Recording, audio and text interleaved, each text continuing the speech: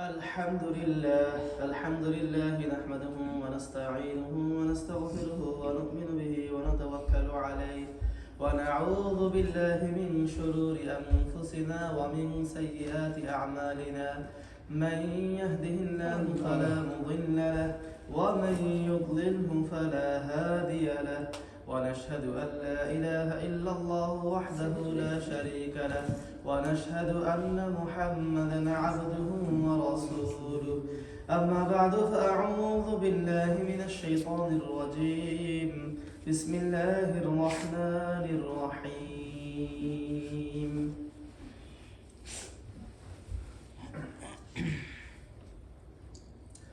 إنا أعطيناك الكوثر فصل لربك وانحر إن شانئك هو الأبتر صدق الله مولانا العظيم اللهم صل على سيدنا ونبينا وشفيعنا وحبيبنا ومولانا محمد صلى الله عليه وعلى آله وصحبه وبارك وسلم সকল প্রশংসা আল্লাহ পাক রব্বুল আলামিনের জন্য জ্ঞাপন করছি, যিনি আমাদেরকে আপনাদেরকে আমাদের সবাইকে আল্লাহ পাক রব্বুল আলামিন মসজিদে আসার বসার এবং এশার নামাজ জামাতের সাথে পড়া তৌফিক দান করেছেন। অতঃপর আল্লাহ পাক রব্বুল আলামিন আল্লাহ তাআলার ঘরে মসজিদে বসে আল্লাহর প্রিয় হাবিব মুহাম্মদ রাসূলুল্লাহ সাল্লাল্লাহু আলাইহি সাল্লামের জীবন বৃত্তান্ত সিরাত মাহফিলে বসার এবং শোনার তৌফিক দান করেছেন। আমাদেরকে নির্বাচন করেছেন, চয়ন করেছেন আল্লাহ পাক রব্বুল আলামিন। তো আমরা নবীজি সিরাত মাহফিল সিরাত ধারাবাহিক আলোচনা আমরা হযরত খাদিজা রাদিয়াল্লাহু তাআলা আনহার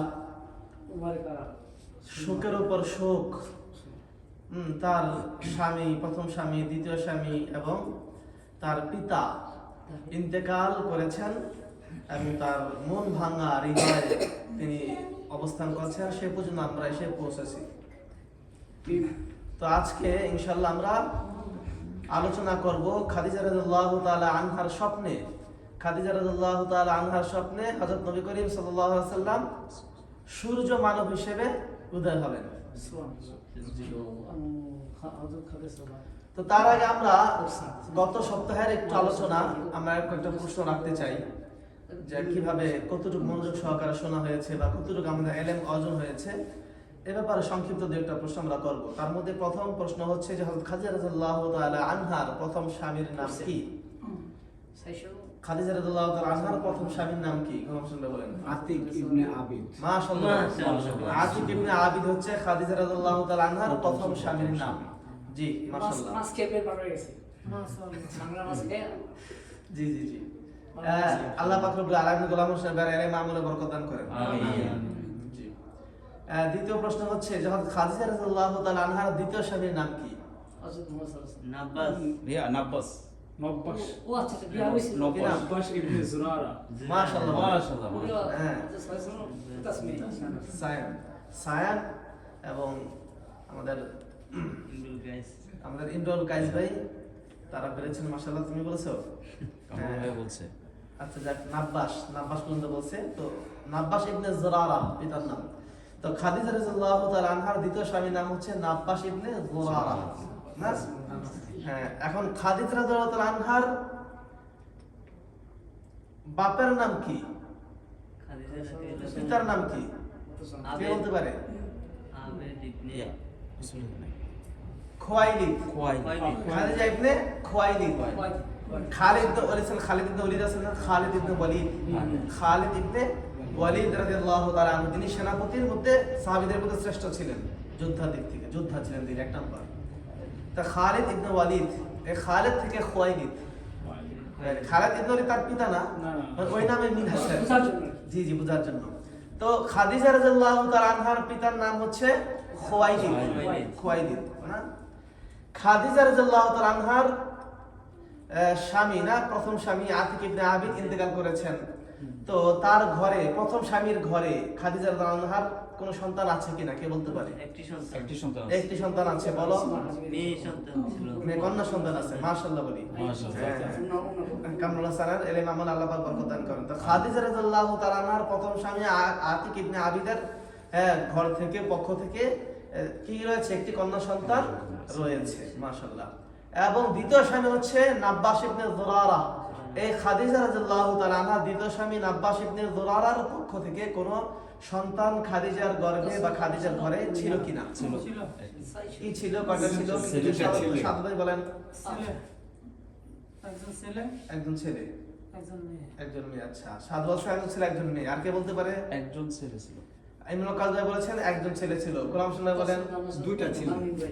দুইটা ছেলে ছিল। দুইটা ছেলে। ইয়া বলছেন, তুমি বলো এক ছেলে এক মেয়ে ছিল। এক ছেলে এক মেয়ে ছিল। তাহলে সাদাত ভাই আর সায়নার উত্তর একই রকমের, এক ছেলে এক মেয়ে ছিল। জি, মূলত সঠিক উত্তর হচ্ছে, তুমি পারো বলো। দুই ছেলে ছিল, গোলাম হোসেন ভাইতে একমত আমি। তুমি গোলাম হোসেনের সাথে একমত। আর আপনি প্রথম বলছেন স্বামীর পরে এক মেয়ে কন্যা, দ্বিতীয় আর স্বামীর পরে একটা ছেলে ছিল। এক ছেলে। এক ছেলে। আচ্ছা, এক ছেলে। তাহলে উত্তর, সঠিক উত্তর হয়েছে দ্বিতীয় স্বামী আব্বাস ইবনে যুরারার ঘর থেকে, যুরারার পক্ষ থেকে খাদিজা রাদিয়াল্লাহু গর্ভে দুটি সন্তান এসেছিল। সেটা হচ্ছে দুটোটাই ছেলে ছিল। দুটোটাই কি ছিল? দুটোটাই ছেলে সন্তান ছিল, মেয়ে সন্তান ছিল না। প্রথম গর্ভে মেয়ে সন্তান ছিল, দ্বিতীয় গর্ভে দুটোটাই ছেলে সন্তান ছিল। এখন প্রশ্ন হলো, দুটো ছেলে সন্তানের নাম কি কি ছিল? কে বলতে পারে? নাম তো বলা হয়নি মনে হয়। নাম বলা হয়েছে, অর্থ বলা হয়েছিল না? হ্যাঁ, এক নাম্বার একটা প্রথম ছেলের নাম হচ্ছে হালা। কি নাম? হালা। হালার অর্থ হচ্ছে যে এমন আলোকবিত্র যে চন্দ্রের ঘিরে রাখে। বলেছিলাম না? কে বললো? বলা হয় নাই? সরি বলা হয়েছে, মনে পড়ছে না? আচ্ছা, এই হালা। হ্যাঁ, আর দ্বিতীয় সন্তানের নাম হচ্ছে কি? হিন্দ। কি নাম? হিন্দ। ওইটার কোনো অর্থ ছিল না। এটার অর্থ বলা হয়নি, এটার অর্থ বলা হয়নি। দ্বিতীয় সন্তানের নাম হচ্ছে হিন্দ।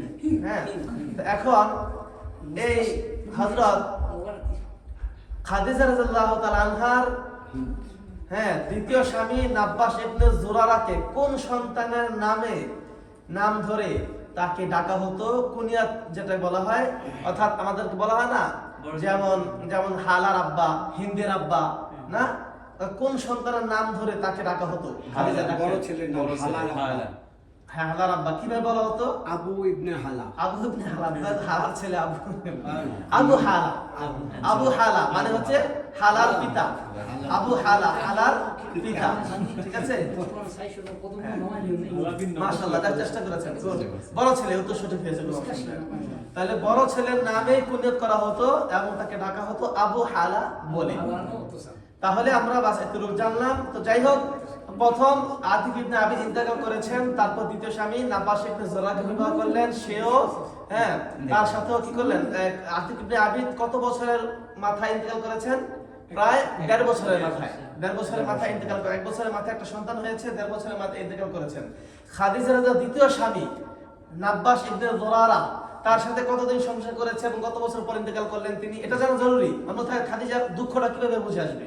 খাদিজার দুঃখটা বোঝার দরকার আছে। উনিও 1 বছর মানে সন্তান জন্মগ্রহণ করার কিছুদিন পরে উনি মারা গেছেন। হ্যাঁ, তার সাথে সংসার করেছেন তিনি 2.5 বছরের মতো, 2.5 থেকে 3 বছরের মতো তিনি সংসার করেছেন।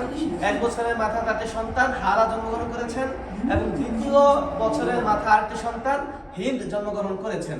এবং তারপরে 6 মাস বা 1 বছরের মতো তার সাথে সংসার করার পর তারপর তার দ্বিতীয় স্বামী নাব্বাস ইবনে যুরারাও এই ইহলোক ত্যাগ করে হ্যাঁ তিনি কি পরপারিতে পাড়ি দিয়েছেন।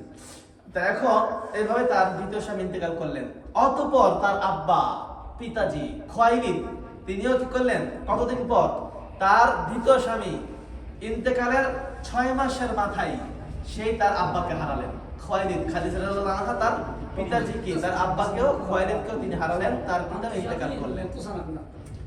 যাই হোক, এতটুকু আমরা আসছিলাম। তো এই ইন্তেকালে খাদিজা রাদিয়াল্লাহু আনহা খুব শোকে শোকাহত হয়ে গিয়েছিলেন, একক শোকে জর্জরিত হয়ে গিয়েছিলেন, মন ভেঙে পড়েছিল। তিনি এমন আস্তে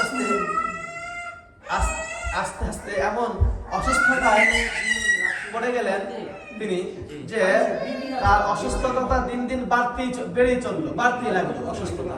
কারণ সুখ তো অনেক না। প্রথম স্বামী ইন্তেকাল করলেন 1 বছরের মাথায়, দ্বিতীয় স্বামী ইন্তেকাল করলেন 2.5 বছরের মাথায়।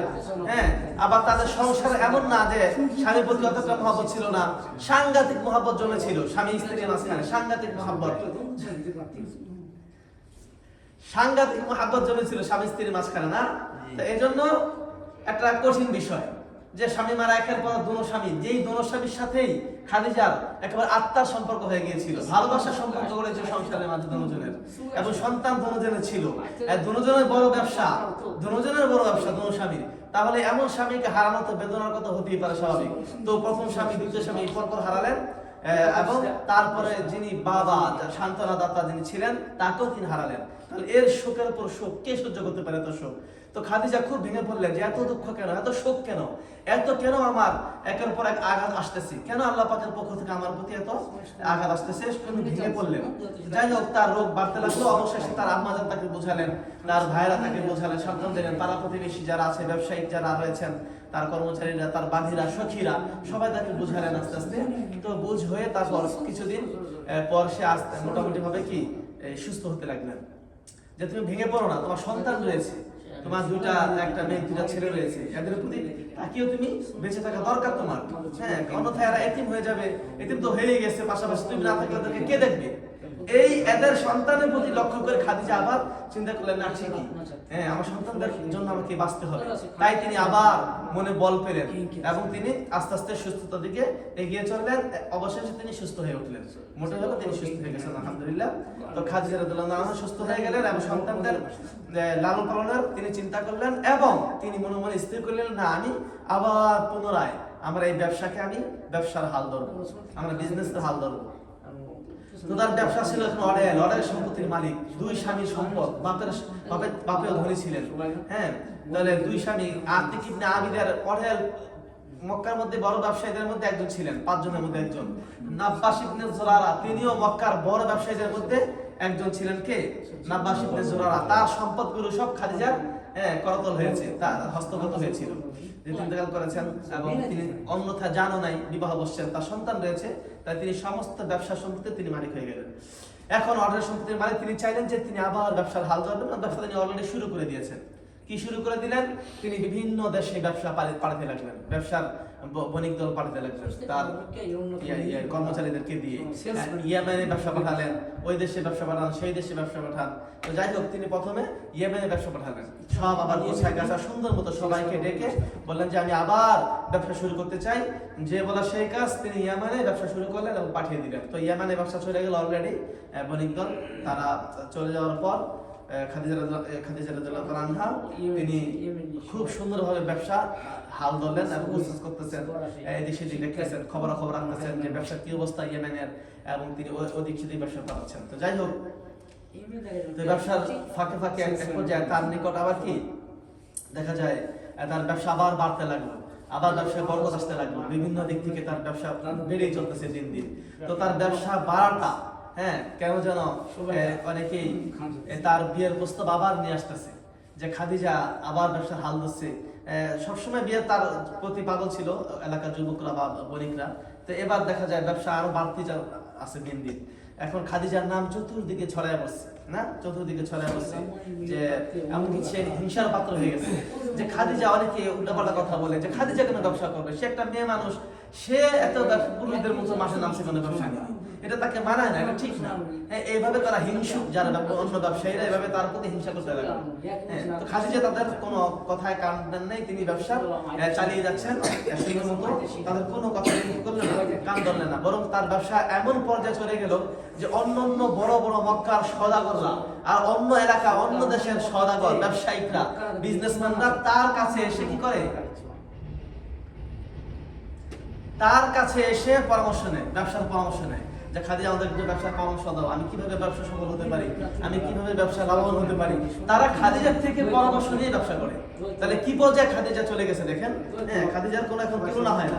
মক্কার বড় বড় সওদাগররা খাদিজা থেকে কি নিত, পরামর্শ নিত। আর খাদিজার এই ব্যবসার এখন বরকত এত দুইটা কারণ। এক নাম্বার হলো সে খাদিজা হালাল ব্যবসা করে। হালাল বলতে কি, কোনো ধোঁকা দিচ্ছে না ব্যবসার মধ্যে, হ্যাঁ কোনো ধোঁকা নাই, এবং সব প্রকাশ্য ব্যবসা, খারাপ মাল সামনে আনতো, হ্যাঁ সামনে রাখতো, এবং যেগুলো মোটামুটি ভাবে কি ত্রুটিপূর্ণ মাল এগুলো সে বলে দিত।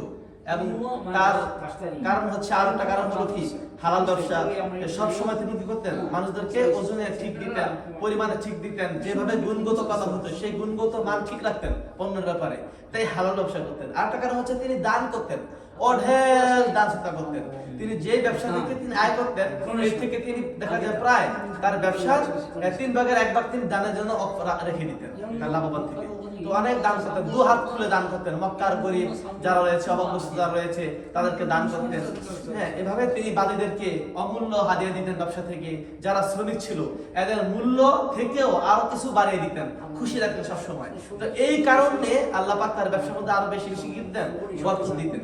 অনেক সময় লোকেরা বলে যে খাদিজা এত দান করে তারপরেও দেখা যায় কিভাবে চলবে তার ব্যবসা, কিন্তু আমরা তো আশ্চর্য, তার ব্যবসা তো বাড়তি আছে। এটা ঘটনা কি? এত 2 হাতে বিলানোর পর তার ব্যবসা বাড়তেছে। এভাবে অনেক সময় লোকেরা তাদেরকে খাদিজা বলে তারা বলে। তো যাই, এখন মক্কার আনাচে কানাচে এদিক সেদিক চতুর্দিকে শুধু খাদিজা খাদিজা খাদিজার নাম। হ্যাঁ, চতুর্দিকে মুখে মুখে সবার মুখে মুখে কি খাদিজার নাম।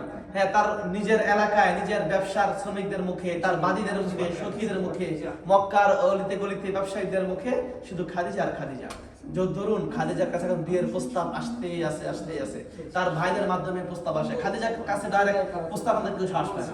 তার আগে কিন্তু তার বাপের মাধ্যমে, বাপ ইন্তেকাল করেছেন, এখন তার ভাইদের মাধ্যমে বিয়ের প্রস্তাব দেয় যে আপনার বোনকে আমরা বিবাহ করতে চাই। বড় বড় ব্যবসায়ী, ইয়াং সুন্দর যুবক জেনারেশন প্রস্তাব নিয়ে আসে। তো ভাইরা তখন খাদিজার কাছে আসছে। আসার পর যে খাদিজা বললো যে খাদিজা তুমি একা আর কয়দিন থাকবা, তোমার আবার বিয়ে করা প্রয়োজন না, তোমার একটা জীবন আছে, সংসার আছে। কিন্তু খাদিজা তাদের এই বিবাহ প্রস্তাবকে তিনি প্রত্যাখ্যান করেছেন, বলেন যে না, আমি আর জীবনে কোনোদিন বিবাহ করবো না, করতে রাজি না, আমি আর প্রস্তুত নই, আমি বিবাহ করবো না। আমি বাস এখন আমার 2টা কাজ, 1 নম্বর হচ্ছে আমার সন্তান লালন পালন করা, আর 2 নম্বর কাজ হলো আমার ব্যবসার হাল ধরা। আমি মৃত্যুর আগ পর্যন্ত ব্যবসা চালিয়ে যাব। আমি এটা দেখাতে চাই যে নারীরাও ব্যবসা কি করতে পারে।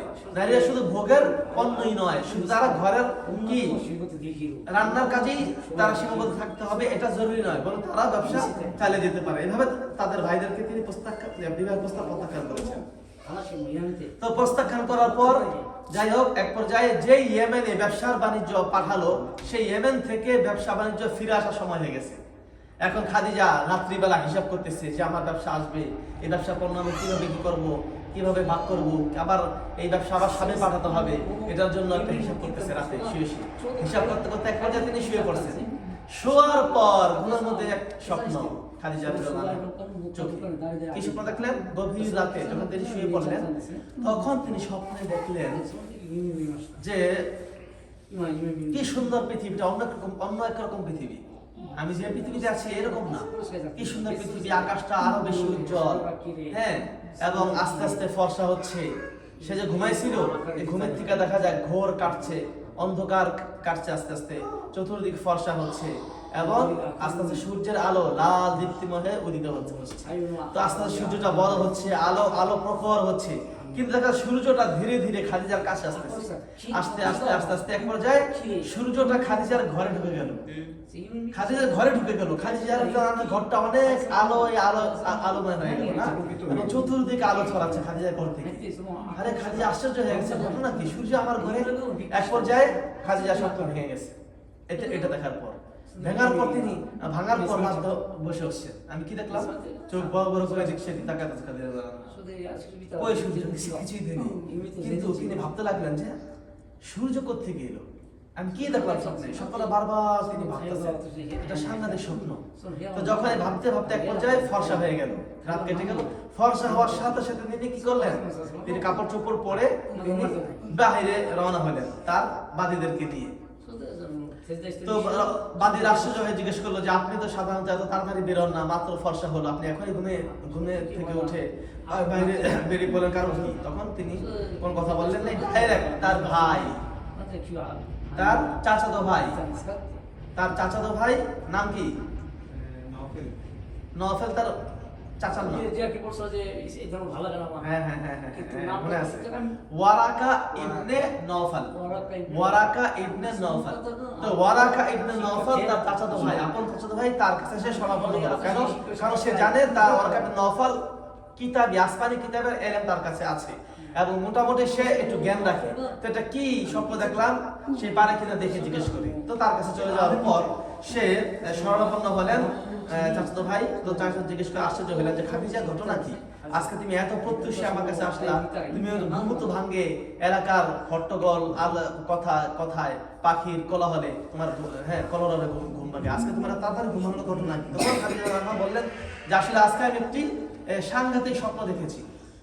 আজকে আমি ঠিকই দেখেছি, সাংঘাতিক স্বপ্ন দেখেছি, সেটা আমি তোমার কাছে বলতে চাই। বলো কি স্বপ্ন দেখেছো? তুমি কোন স্বপ্নের ব্যাখ্যা জানো? বলো দেখি, আমি ব্যাখ্যা বলতে পারি কিনা, জানি কিনা, বলো, বলে তোমাকে দেখো। তখন খাদিজা রাদিয়াল্লাহু আনহা বললেন যে আসলে আজকে আমি একটি সাংঘাতিক স্বপ্ন দেখেছি। কি দেখেছো? এই সব বললেন, যে সূর্যের কথা বললেন এমন দেখেছি। স্বপ্ন শোনার পর ওয়ারাকা ইবনে নওফাল লাফায় উঠছে বসা থেকে এবং হাসি মুখে চিল্লায় উঠছে, খাদিজা বুশরা লাক, হে খাদিজা তোমার সুসংবাদ গ্রহণ করো, তোমার আবার বিয়ে হতে যাচ্ছে, তুমি আবার বিবাহ করবা, তোমার জন্য সুসংবাদ। খাদিজা তো রেগে আগুন, এই পাগল, উল্টা বলা কি বলছো তুমি? আমার বিবাহ, আমি তো বিবাহ করবো না, প্রস্তুত নেই, বললাম না তোমাকে, সবাই জানে আমি বিবাহ কোনোদিনও করবো না, আমি কোনোদিন বিবাহ করবো না, এটা আমি একেবারে পণ করেছি, তাই আমার বিবাহ সম্ভব না। তুমি এই যে পাগলামি ছাড়া আমার সাথে দুষ্টুমি করতেছো, দুষ্টুমি ছেড়ে দাও। চাচাতো ভাই তো দুষ্টুমি করতেছে, আবার সে চিল্লায়া হাসি গলায় বলতেছে, না খাদিজা আমি দুষ্টুমি করতেছি না, আমি সত্য সত্য বলছি, তোমার আবার বিবাহ হবে এবং তুমি আবার বিবাহ করবা, এটাই সত্য, এটাই সত্য। তুমি যে স্বপ্নের বিবরণ দিলা, এই স্বপ্নের ব্যাখ্যা এটাই যে তুমি আবার বিবাহ করবা। তখন খাদিজা একটু ভাবান্বিত হয়ে বললেন যে আসলে ওয়ারাকা তুমি একটু ভেবে চিন্তে একটু দেখো তো আমার স্বপ্নের আসলে কি ব্যাখ্যা, তুমি আজকে দরকার নাই, তুমি আগামীকাল বলো, ভেবে চিন্তে বলো স্বপ্নের ব্যাখ্যা কি হতে পারে। তখন খাদিজা এটা বলার পর ওয়ারাকা সেই তার কথায় অটল, যেটা আমার ভাবতে হবে না, আমি যেটা বলছি সেটাই। দেখো খাদিজা, আমি যেটা বলছি যে তোমার সেই যে স্বামী হবে, এই স্বামী কিন্তু সাধারণ কেউ হবে না, তোমার স্বামী একজন কি, একজন নামি দামি একজন মানুষ হবে, এবং তোমার স্বামী যে হবে তাকে সবাই চিনবে, সবাই জানবে, সারা বিশ্ব তাকে জানবে। তাই নাকি? হ্যাঁ, আমি আসমানি কিতাবে পড়েছি, তোমার স্বপ্নের ব্যাখ্যার সাথে মিলে যাচ্ছে, যে তোমার স্বামী হবে সে একজন কি হবে, একজন সাধারণ মানুষ নয়, বড় একজন সাংঘাতিক মানুষ হবে। আমি একটু খুলে বলি, তোমার যে স্বামী হবে তিনি হচ্ছেন একজন নবী হবেন। খালি যেটা শুনে আকাশ থেকে বললেন, মনে কি আমার স্বামী যে নবী হবে? হ্যাঁ নবী হবেন, শুধু তাই নয়, সে নবী অনেক দূরের কেউ নয়, আমাদের এই আরবে, আমাদের এই আরব থেকে সে নবী বের হবে, আমাদের দেশের থেকেই নবী বের হবে, অন্য কোনো দেশের নয়, দূরের থেকে আসবে না, আমাদের দেশে তার জন্ম হবে। আচ্ছা, হ্যাঁ, এবং সেটা খুবই অদূরে যে নবী আসবেন, এই অল্প কিছুদিনের মধ্যে তার প্রকাশ ঘটবে। তাই তুমি টেনশন করো না, তোমার সামনে নবী হবে, তোমার জন্য খুশি, তুমি খুশি করো, আনন্দ করো। খাদিজা এই কথা শুনে তো একেবারে মনে মনে খুব চিন্তিত হয়ে গেলেন, আবার খুশি হতে লাগলেন যে আসলে কি সত্য না মিথ্যা, কি করবো বুঝে উঠতে পারতেছেন না। খুশি কি নবী স্বামী হবে এই কারণে হ্যাঁ নবী স্বামী হবে। তারা তো হিস্টোরি জানেন, তো নবীদের জানেন না, তারা তো আল্লাহকে মানে, এবং ইব্রাহিম আলাইহিস সালামকে তারা জানে নবী ছিলেন, তারা মানতো, তার ঘটনা জানে, তারা ঈসা আলাইহিস সালামের ঘটনা জানে, তারা কিন্তু এমন না যে নবী বলে কিছু চিনে না, তারা সব জানে হিস্টোরি, তারা নবীদেরকে মানে। তো যাই হোক, এখন খাদিজা একথা শুনে খুব খুশি, খুবই আনন্দিত। তো যাই হোক, আনন্দিত হওয়ার পর তখন খাদিজা সেখান থেকে তিনি বেরিয়ে গেলেন, ওয়ারাকা ইবনে নওফাল থেকে বেরিয়ে পড়লেন তার বাড়ির উদ্দেশ্যে। রাস্তায় যেতে যেতে ভাবতে গেলেন যে ওয়ারাকা ইবনে নওফাল কি বলবে, আসলে কি সম্ভব? আমি যে স্বপ্ন দেখেছি এর সাথে কি নবীর সাথে আসলে কোনো মিল আছে? আসলে কি নবী আমার স্বামী হবে? এটা কি আসলে বাস্তবের সাথে সম্ভব হবে নাকি হবে না? তিনি একসময় বিশ্বাস করতেছেন যে না, যদি স্বপ্ন দেখছেন, আবার একসময় অবিশ্বাস দেখা যায়, মানতে পারতেছেন না, যার স্বামী নবী হবে, নবী স্বামী হবে, এটা। যাই হোক, ভাবতে বাড়িতে চলে গেলেন। এখন তার কোনো কাজে মন বসে না, খুশিতে। যাই হোক, সত্য বাস্তব হতেও পারে যে স্বপ্ন দেখছে, আবার ওয়ারাকা সে সাধারণ মানুষ না, হ্যাঁ সে সাধারণ মানুষ না, সে একজন কিতাবে এলেন, সেটা খাদিজা জানে। যেহেতু ওয়ারাকা যেহেতু বলছে, তাহলে এটা সত্য সম্ভাবনা রয়েছে। তো এই খুশিতে তিনি তার কাজে মন বসে না, কথায় মন বসে না, একা সারাদিন ভাবে, নিজের আনন্দ নিজে কি করে সে উপভোগ করতেছে। এইভাবে খাদিজা সারাদিন কাটিয়ে দিল। আজকে ইনশাআল্লাহ, আগামীতে আমরা ইনশাআল্লাহ জানবো হযরত নবী করিম সাল্লাল্লাহু আলাইহি ওয়াসাল্লামের সাথে খাদিজার সাক্ষাৎ কি হবে। নবীজির সাথে খাদিজার সাক্ষাৎ হবে নবী হিসেবে না, বাস ব্যক্তি হিসেবে, এলাকার লোক হিসেবে, একজন বণিক শ্রমিক হিসেবে নবীজির সাথে কার হবে, খাদিজা সাক্ষাৎ হবে এই ব্যাপারে ইনশাআল্লাহ আগামী সপ্তাহে ব্যবহার করবো আল্লাহ। আজকে আল্লাহ রাব্বুল আলামিন আমাদের সবাইকে বেশি বেশি করে আমাদের সহিহ ইলম দান করুন আমিন সুবহানাল্লাহি ওয়া বিহামদিহি সুবহানাকাল্লাহুম্মা ওয়া বিহামদিকা আশহাদু আল্লা ইলাহা ইল্লা আনতা আস্তাগফিরুকা